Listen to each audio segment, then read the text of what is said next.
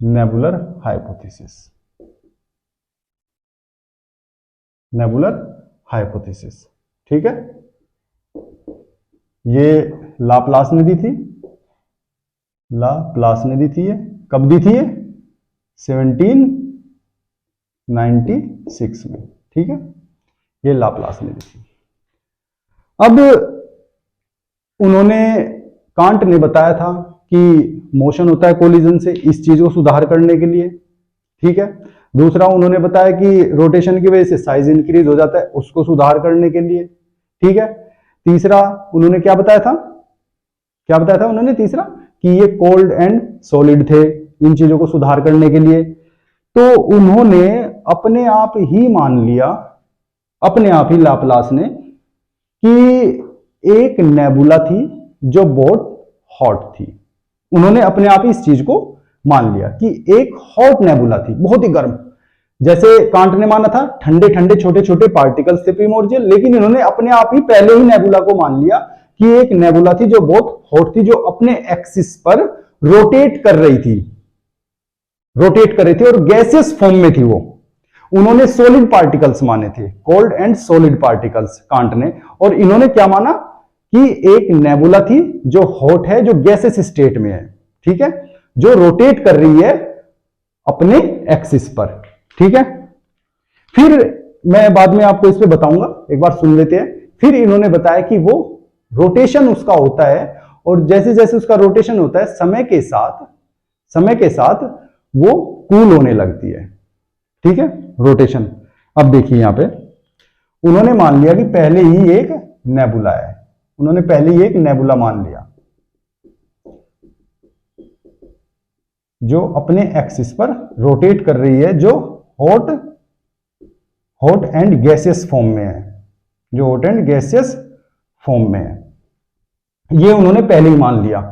उनकी इस कमी को पूरा करने के लिए कांट की कि कोलिजन की वजह से रोटेशन होता है, इन्होंने बोल लिया, उन्होंने लास्ट का पॉइंट ले लिया कि नहीं, पहले एक नेबुला थी, पहले ही एक नेबुला थी। ठीक है, अब इसका रोटेशन होता है, रोटेशन होने लगता है इसका, जैसे जैसे इसके रोटेट करेगा ये, जैसे जैसे ये रोटेट करेगा तो इसका साइज नेबुला का घटने लगता है, साइज घटने लगता है, जिससे उसका टेम्परेचर डाउन जाता है।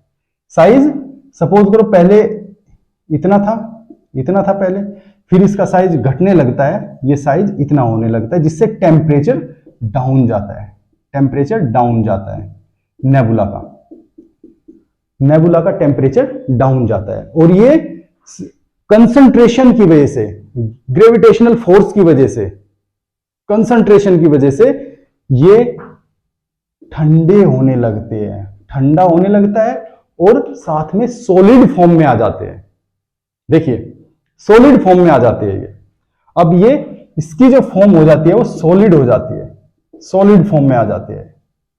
ठीक है, लेकिन ये अभी भी रोटेट कर रहा है, अभी भी ये नेबुला रोटेट कर रहा है, अभी भी ये नेबुला जो है रोटेट कर रहा है अपने एक्सिस पर, अपने एक्सिस पर अभी भी रोटेट कर रहा है। और जैसे जैसे ये रोटेट करता जाएगा करता जाएगा करता जाएगा, तो जो इसका नेबुला का सेंटर का जो पार्ट है ये लाइट हो जाएगा, और ये पार्ट जो आउटर पार्ट है नेबुला का ये हैवी होता जाएगा। किसकी वजह से? मैंने बताया था जैसे सेंट्रीफ्यूगल फोर्स की वजह से। ठीक है, ये सेंट्रीफ्यूगल फोर्स, क्योंकि रोटेट करेगा तो सेंट्रीफ्यूगल फोर्स एक्सीड करता है किसे? सेंट्रीपिटल फोर्स को, रोटेशन की वजह से, क्योंकि ये रोटेट कर रहा है बहुत तेजी के साथ, ये रोटेशन कर रहा है बहुत ज्यादा, ऐसे रोटेट ऐसे कर रहा है, तो इसका सेंट्रीफ्यूगल फोर्स एक्सीड कर जाता है सेंट्रीपिटल फोर्स से। जो मैंने लास्ट हाइपोथेसिस में बताया था क्या होता है सेंट्रीफ्यूगल फोर्स, क्या होता है सेंट्रीपिटल फोर्स। ठीक है, इस वजह से जो भारी मैटर होते हैं, हैवी मैटर होते हैं, वे यहां पे कंसंट्रेट हो जाते हैं। ठीक है, और अंदर का पार्ट हल्का सा अंदर का पार्ट हल्का होने लगता है, और वो थोड़ा सा उभर जाता है, ऐसे ऐसे बीच का पार्ट ऐसे फूल जाता है और वो हल्का होने लगता है, उसमें स्पेस बन जाता है। जैसे देखो मैं आपको एक बनाता हूं डायग्राम, ऐसे हो जाता है कुछ इस तरह से, जैसे ये प्लेन चीज है और ये हल्का सा बीच में से ऐसे उभर गया, बीच में से ऐसे उभर गया, लेकिन ये स्पेस जो इसके अंदर स्पेस है इसमें कुछ नहीं है, ये हल्का है, इसका मैटर भी लाइट हो जाता है और यहां पे ज्यादा कंसंट्रेशन होता है, यहां पे ज्यादा कंसंट्रेशन होता है और टाइम के साथ इसका साइज घटने लगता है और कूलिंग बढ़ने लगती है। और जैसे जैसे कूलिंग और साइज घटने लगता है तो सेंट्रीफ्यूगल फोर्स बहुत ज्यादा बढ़ जाता है। तब क्या होता है, तब इससे, इस नेबुला से एक रिंग अलग हो जाती है लेयर से, आउटर लेयर से, ये आउटर लेयर से एक रिंग अलग हो जाती है नेबुला से, ये आउटर लेयर से एक रिंग अलग हो जाती है। ठीक है, एक रिंग अलग हो जाती है, आया समझ में।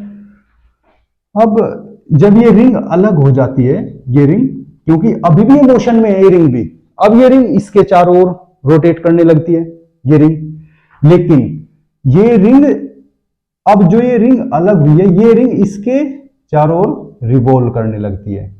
ठीक है, ये इसके चारों ओर रिवॉल्व करने लगती है। तो अब लाप्लास ये कहते हैं कि इस नेबुला से जो ये रिंग अलग हुई है, ये हमारे 9 प्लैनेट्स बनने का आधार बनती है, ये रिंग, ये अकेली रिंग। और ये जो रिमेनिंग पोर्शन है, ये रिमेनिंग पोर्शन है नेबुला का, रिमेनिंग पार्ट, ये बनता है सन, ये हमारा सन बनता है। ठीक है, और जब अब ये रिंग, क्योंकि ये इससे अलग हुई है, कोई चीज इससे अलग होगी तो रोटेटरी मोशन में होगी, वो भी ऐसे रोटेट करती रहेगी। देखिए इससे ये घूम रही है, ऐसे ऐसे ऐसे ऐसे ऐसे घूम रहा है, और इससे कोई चीज अलग हो गई तो वो चीज ऐसे ऐसे ऐसे ऐसे अब घूमती रहेगी इसके चारों ओर, ऐसे ऐसे। आपने देखा होगा कि हमारे सोलर सिस्टम में सन के चारों ओर सभी जो 8 प्लेनेट है हमारे, वे रिवॉल्व करते हैं। कोई कितने टाइम में करता है, कोई ज्यादा टाइम में, कोई कम टाइम में, सभी करते हैं। तो इन्होंने उन 9 के 9 प्लैनेट्स को एक रिंग बता दिया, बोली कि ऐसे ऐसे रिवॉल्व करते हैं। अब आगे क्या होता है कि इस एक रिंग से, लाप्लास कहते हैं कि इस एक रिंग से 9 के 9 प्लैनेट्स अलग होते हैं सेम प्रोसेस से। इस एक रिंग से 9 के 9 प्लैनेट अलग होते हैं, फिर इससे, फिर ऐसे, इससे एक, ऐसे ऐसे अलग होने लगते हैं। ठीक है,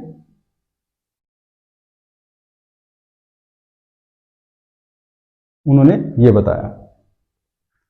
और बाद में ये क्या होते हैं, क्योंकि अभी अलग हो रहे हैं, बाद में ये प्लैनेट्स का रूप ले लेते हैं, बाद में प्लैनेट्स बन जाते हैं। ठीक है, बाद में प्लैनेट्स बन जाते हैं।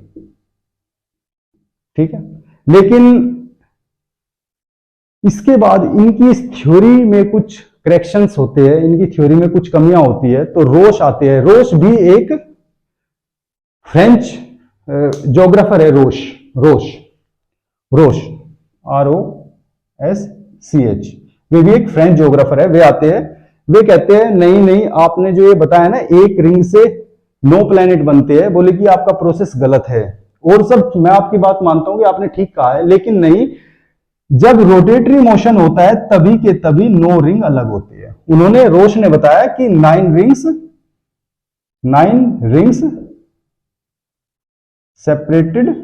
separates from the nebula। उन्होंने ये बताया, रोश ने, मतलब उन्होंने कुछ हद तक कांट वाली बात कही। कांट ने क्या बोला कि नेबुला से no rings, no irregular rings अलग हुई, कांट ने ये बोला।